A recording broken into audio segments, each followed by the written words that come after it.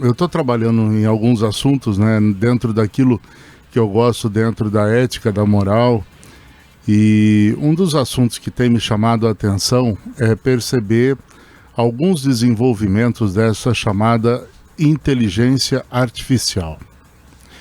Na China tem um programa que foi desenvolvido e as empresas estão adotando, que é uma espécie de chip de sensor, que os funcionários são monitorados 24 horas por dia para perceber as suas situações de estresse, suas situações de revolta, de angústia, que podem levar a diminuir a produtividade.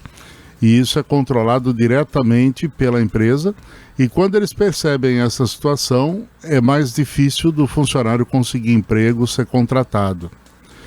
O governo norte-americano, com Elon Musk e Companhia Limitada, estão desenvolvendo agora uma outra pesquisa na neurociência e colocando alguns chips e implantando, né, alguns chips e alguns elementos que fazem com que a sua mente dialogue diretamente com a máquina.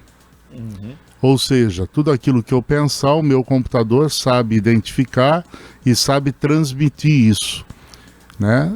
Então, o grande medo que hoje as pessoas estão tendo é que essa tecnologia cada vez mais está sendo invasiva e está tornando o comportamento humano menos humano e mais pragmático e mais controlado para voltar seus interesses de produtividade. Agora imagina pegar esses dados e transmitir para um robô. Não, e aí que vem personalidade exatamente, aí que vem o grande problema está justamente aí. E o que mais tem sido desafio, inclusive a semana que vem, numa das conferências da ONU, vai ser discutido exatamente isso, como é que a questão do direito, já que se está em jogo a dignidade do ser humano, como é que a questão do direito tem sido estudada e avançada para acompanhar estes processos, se tem algum limite ou se tudo está sendo permitido. Esse está sendo o grande problema hoje, porque parece que tudo pode.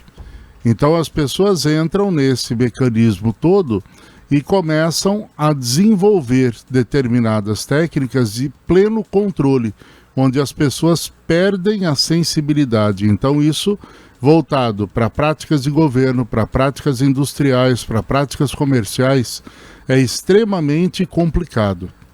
E uma dúvida que se levanta é, esses mecanismos, se são implantados para detectar, até que ponto não pode haver uma via de retorno onde você pode manipular e controlar esse sentimento. Então, por exemplo, eu estou chegando à beira do estresse ou da revolta e, de repente, a empresa criar um estímulo artificial para que isso não aconteça, levando o indivíduo a perder a sua plena autonomia nas suas decisões e nos seus projetos.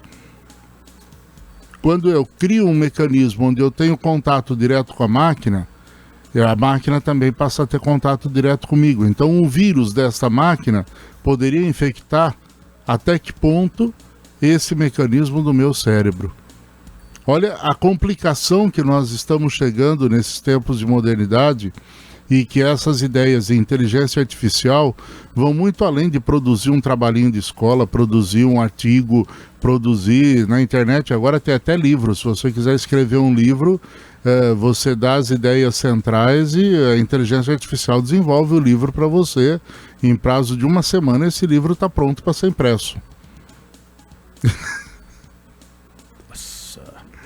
Olha o que é isso, né? Logo nós chegaremos a um ponto de pegar determinado trabalho e analisar ele e falar, mas será que foi essa pessoa mesmo que criou? Não, né? mas já é assim. É natural já isso aqui, é né? assim. Há 5 anos atrás, quando eu estava na universidade, a gente já via certas coisas que vinham nesse sentido. E a inteligência ainda não estava tão aguçada como está. Alguns colegas da faculdade têm dito, o maior desafio hoje tem sido nos trabalhos de TCC, de conclusão de curso, você acompanhar aquilo que o aluno está fazendo para realmente ter a certeza que é ele que está desenvolvendo.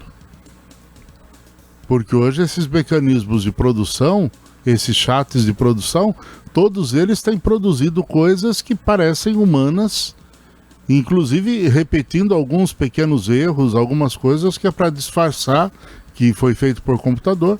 Então isso tem tornado muito difícil a vida de quem hoje está do outro lado da história para saber se o fulano realmente produziu ou não produziu.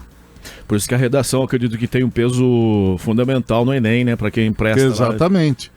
Tira do natural da pessoa mesmo, né? Tem que ser aquilo, né, que ela está expressando. Exato. Por isso que tem esse peso que tem e que alguns vestibulares também, né? Mas são dados para a gente pensar. Então, para onde está caminhando a humanidade, para onde nós estamos indo, né? E percebendo como esses mecanismos todos têm manipulado e têm organizado determinadas técnicas ou determinadas situações.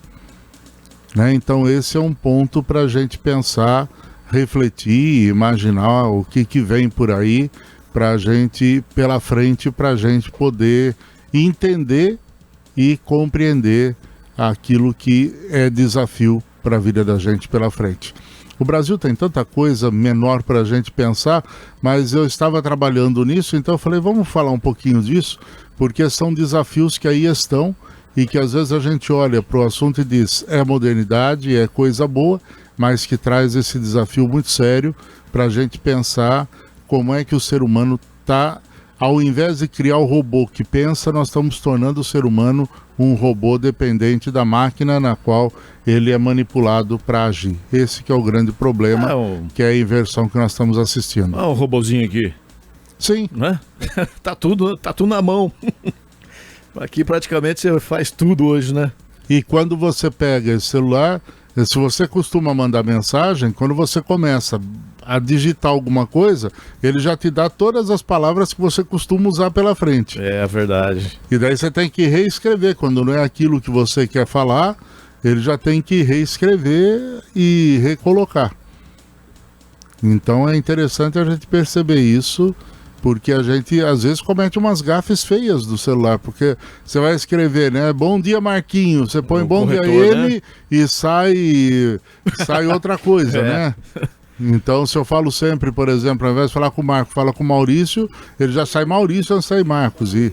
Então, são situações que ficam complicadas para a gente pensar. Então, é hora da gente pensar um pouquinho, usar um pouco menos a tecnologia e voltar a usar um pouco mais a gente mesmo e cuidado com os passos que a gente tem dado, porque as coisas estão complicadas.